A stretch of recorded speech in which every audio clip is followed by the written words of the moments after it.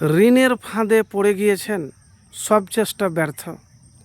আমি এমন একটি দোয়ার কথা বলবো, এই দোয়া যদি পাঠ করতে পারেন তাহলে রিজিক, টাকা এমনভাবে বৃদ্ধি পাবে যা আপনি কল্পনা করতে পারবেন না।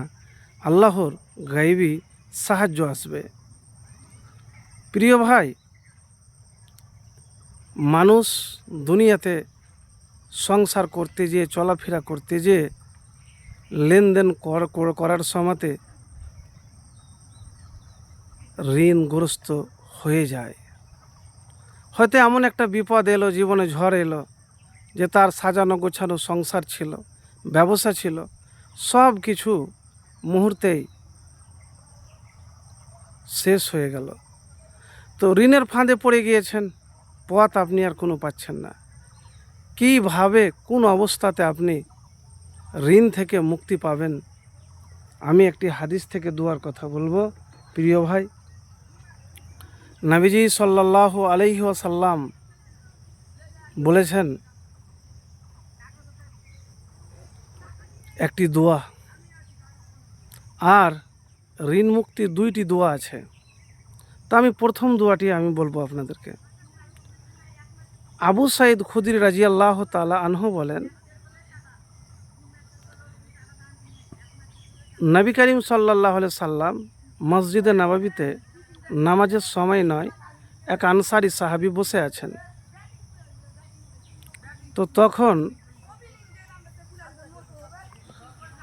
সেই সাহাবীকে নবীজি সাল্লাল্লাহু আলাইহি সাল্লাম বললেন যে,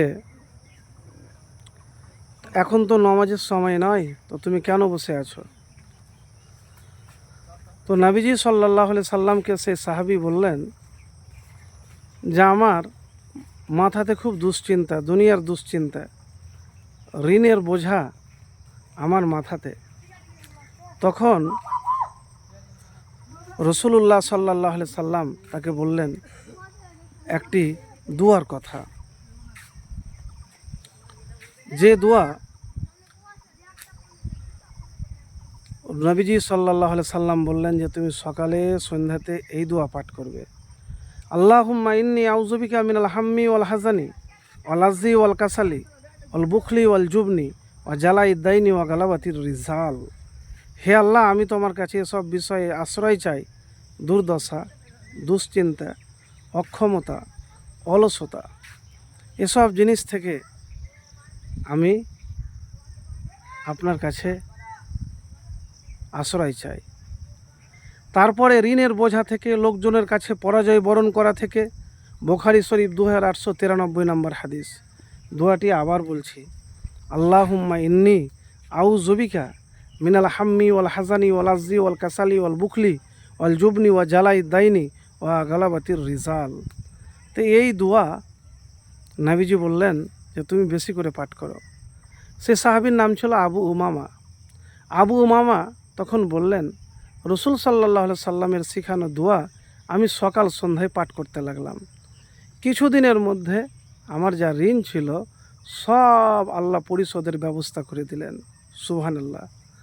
তো জীবনে যখনই আপনি ঋণের ফাঁদে পড়ে যাবেন, অভাবে আছেন, খুব টেনশনে আছেন, মানসিক চিন্তা আপনার, এই দোয়া পাঠ করুন। আর দোয়া যখনই করবেন, আল্লাহ ওই বান্দার দোয়া কবুল করে যে পবিত্র হয়ে সব দিক থেকে আর আশা রেখে দোয়া করে। অমনোযোগী, অবহেলাকারীর দোয়া আল্লাহ কবুল করে না। তো এই দুইটি জিনিস মনে রাখবেন, এক হলো পবিত্র, আর দ্বিতীয় হলো আশা আপনাকে রাখতেই হবে।